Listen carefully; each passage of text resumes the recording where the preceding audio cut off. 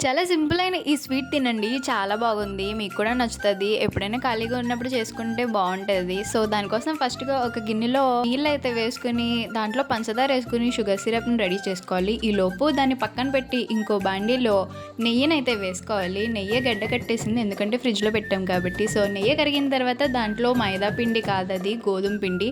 So, గోధుమ పిండిని ఏసుకొని బాగా కలుపుకోవాలి. మేము నెయ్యి తక్కువ వేయడం వల్ల మాకు క్వాంటిటీ తెలియలేదు. అందుకని మళ్ళీ మధ్యలో ఏసుకున్నాము. సో, ఉండలు లేకుండా దాంట్లో షుగర్ సిరప్‌నైతే కలిపేసి బాగా మిక్సింగ్ బాగా కలపండి.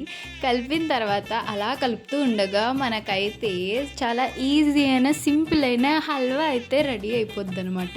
సో, దాన్ని తీసుకొని సర్వ్ చేసుకొని ఇంకా మీరు తినేయడమే. సో, అది ట్రై చేయండి. చాలా బావుంటది. చాలా సింపుల్ కూడా. సో, మేమైతే తిన్నాము. టేస్ట్ అయితే చాలా బాగా వచ్చింది. సో, ఎలా ఉంది?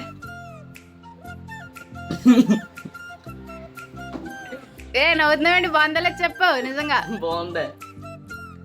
కొంచెం కాదని జారిపోతుంది. అవునా? నిజమా? ఆడ ఎలా ఉందో చెప్పంటే యాక్ట్ చేస్తున్నాడు. కానీ నిజంగా చాలా బాగుంది. ట్రై చేయండి. వీడియో నచ్చితే లైక్ చేసి సబ్స్క్రైబ్.